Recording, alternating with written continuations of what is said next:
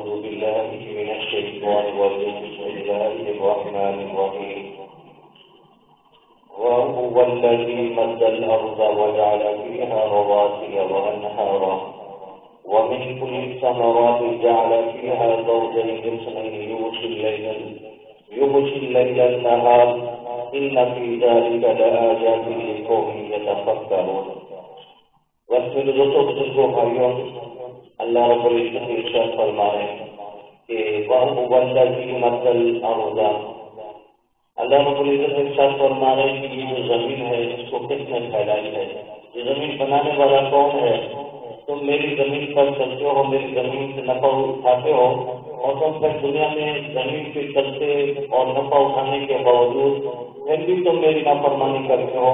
اللہ فرماتے ہیں کہ وَهُوَ الَّذِي مَدَّ الْأَرْضَ، کہ وہ رب کی ذات ہے کہ جس نے زمین کو پھیلا دی تمہارے لیے، وَجَعَلَ فِيهَا رَوَاسِيَ وَأَنْهَارًا، اور وہی رب العالمین نے بنایا تمہارے لیے پہاڑوں کو اور دریاؤں کو، نہروں کو۔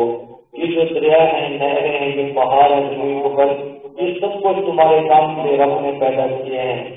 وَمِن كُلِّ الثَّمَرَاتِ جَعَلَ فِيهَا زَوْجَيْنِ اثْنَيْنِ، اللہ فرماتے ہیں ہر قسم کے میوے اللہ نے بنائے تمہارے لیے جوڑے جوڑے دو۔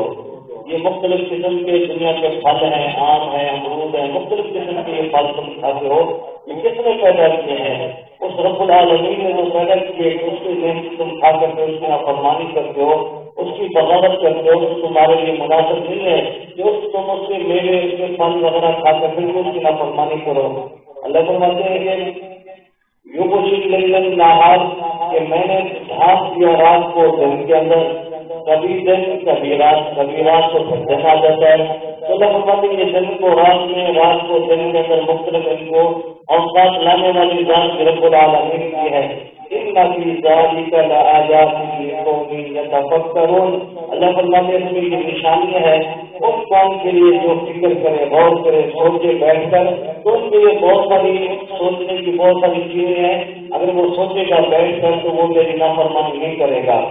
وَفِي الْأَرْضِ قِطَعٌ مُتَجَاوِرَاتٌ وَجَنَّاتٌ مِّنْ أَعْنَابٍ وَزَرْعٌ وَنَخِيلٌ وَصِنْوَانٌ وَغَيْرُ صِنْوَانٍ، اللہ فرماتے ہیں ہم نے زمین کو پیدا کیا ٹکڑے ٹکڑے جو ملے ہوئے ہیں، کیونکہ ٹکڑے ٹکڑے مطلب یہ ہے کہ یہ زمین میری ہے، جو فلاں چیز کے ٹکڑے ٹکڑے میں بانٹی ہوئی ہے، اللہ فرماتے ان کو ہم نے ملایا ہوا ہے۔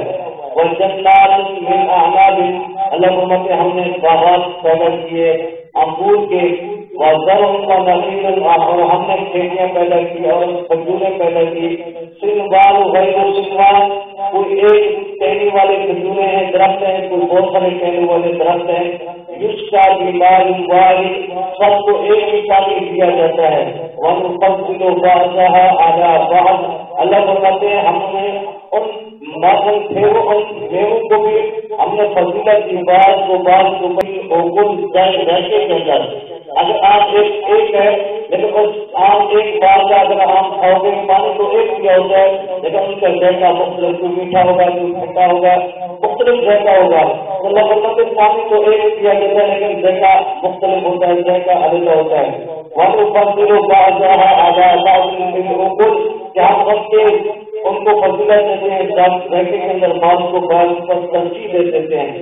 ان فی ذلک لآیات لقوم یعقلون، اللہ فرماتے ہیں کہ بے شک کسی کے اندر نشانیاں ہیں، لقوم یعقلون، جو انسان عقل رکھتا ہے، جو قوم عقل رکھتا ہے، اپنا عقل والوں کے لیے یہاں سمجھ سکتا ہے کہ دیکھو پانی ایک دیا جاتا ہے لیکن اس کا ذائقہ مختلف ہوتا ہے، یہ کون یہ قدرت ہے، یہ کون کرنے والی ذات ہے، یہ سب رب العالمین کی ذات ہے، جو سب یہ کام کرنے والی ہے، تو ہمیں اس کی اطاعت کرنی چاہیے، اس کے حکم کی فرمانبرداری کرنی چاہیے، اسی میں ہماری کامیابی اور بھلائی ہے۔